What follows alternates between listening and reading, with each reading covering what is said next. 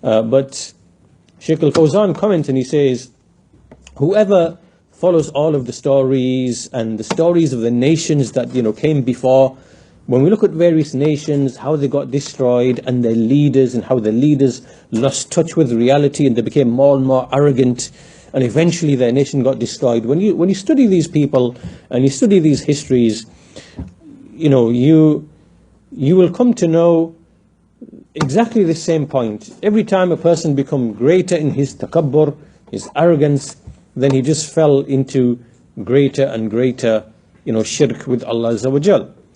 And what's the reason behind this? The reason behind this is explained by Ibn Taymiyyah. So he says, لأنه كلما استكبر عن عبادة الله ازداد فقره وحاجته إلى المراد المحبوب الذي هو المقصود مقصود القلب بالقصد الأول فيكون مشركا بما استعبده من ذلك ولن يستغني القلب عن جميع المخلوقات إلا بأن يكون الله هو مولاه الذي لا يعبد إلا إياه, to the end. All right, so what is he saying in this, in these sentences? What Ibn Taymiyyah basically just said is along the following lines. He says, every time a person becomes more and more arrogant from worshipping Allah, then his need, of whatever he is seeking, with his heart, right, he will become more and more captivated by that need.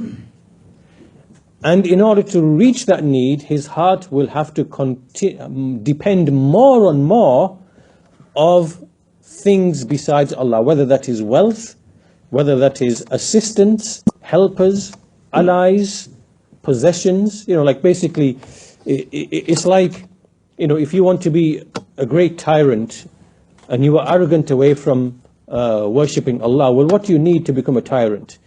Well, you need wealth, first of all. You need weapons, you need soldiers, you need armies, you need territory, you need loyal people. And obviously to win them and to gain them, your heart has to depend upon them. Because obviously it can't be depending upon Allah. Because you reject servitude to Allah. And so the entire structure of your power, your whole power structure, it relies upon other people. Because at the end of the day, you are just one man. What can you do? You're just one man. What can one man do on his own? Right? You as a tyrant, you need armies, you need ministers, you need allies, you need loyalty, you need wealth, you need all of these things you need to be under your command. So your reliance is going to be, your heart therefore is going to be attached to those things because it needs them and relies upon them. So you have now become a greater, like the shirk in your case is greater and greater and greater. Right? So the more you are arrogant away from worshipping Allah, the more your need, dependence, reliance, attachment, captivation by other things besides Allah. Right? So that's why this is, as Shaykh al-Fawzan explains, because one person cannot achieve all of those things by himself. And this is why at the end of the day, from history, empires crumble. Empires vanish, empires are destroyed, right? They take decades or centuries to build, and they can crumble in an instance, right? And this is because, like the tyrant, he places reliance upon all of these things, and then these things just crumble in front of him, because it's Allah Azza wa Jal who is the one who controls all affairs. Nothing is outside of his reach. And, when the heart relies upon other things, they are never everlasting. They expire, they come to an end. And the only thing that remains is iman in Allah and taqwa of Allah, piety, obedience to Allah, that brings along with it security, safety, affluence, things like that, contentedness, and so on and so forth. So this is the explanation of that point, that every mushrik, every mustakbir, wa kullu mustakbirin fahuwa mushrik. Every arrogant, proud person is by necessity a mushrik as well. And likewise, every time a person increases in his arrogance and his pride, then he increases also in his shirk, in his associationism, in his heart's attachment and reliance, dependence of other things besides him. So, as the Shaykh says,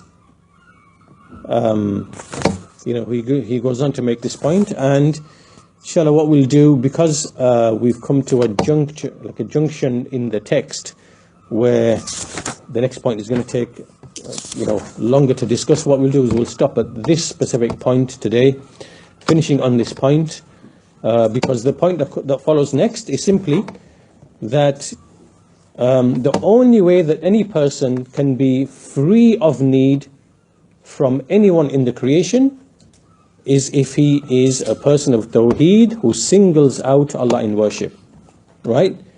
To not make your heart attached to anything or rely upon anything. To achieve this is that you are a worshipper of Allah. Your heart is only attached to Allah, right? And so your heart is not attached in an unhealthy way to other things besides Him. It can't be captivated by other things besides Him. So we know that this is the only way you can be free of need from the creation. How can you make yourself free of need from the creation? It is to fill your heart with Tawheed, Iman, the Ubudiyah of Allah, servitude to Allah. And, whereas the more you are arrogant, the more you are full of pride, the more you have to depend on yourself and others besides Allah, and the greater and greater you slip into captivity and enslavement to other than Allah. Right? So it's important for us to see this connection between these two things, that the more you are enslaved to Allah Azza wa Jal, and the more you are reliant and worshipping and so on and so forth, all of those meanings of Iman and so on and so forth, right? The less you are enslaved by other things besides Him. You're not enslaved by your lusts, you're not enslaved by your desires, you're not enslaved by material possessions like you see in the hadith that we discussed many lessons ago.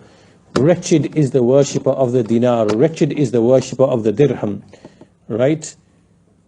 Speaking about the one who basically he's attached to wealth, right? And he's tied to wealth, and his heart is infatuated with wealth.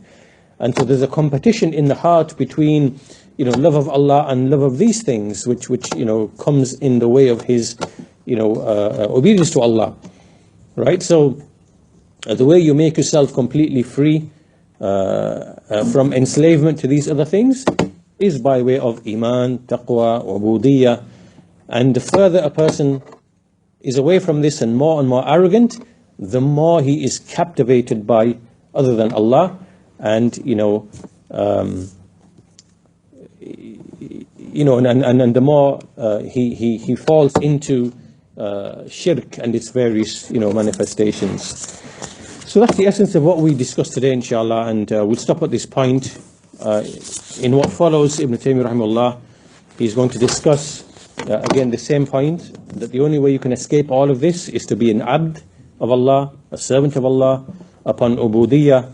And then after this he's going to speak about some of the people of the book, like the Christians, the Jews, and things like that, and how and why they did not accept the truth because of pride and arrogance. So not only is it the example of Fir'aun, he was proud and arrogant, but so were the people of the book, the Jews and the Christians, when the truth came to them.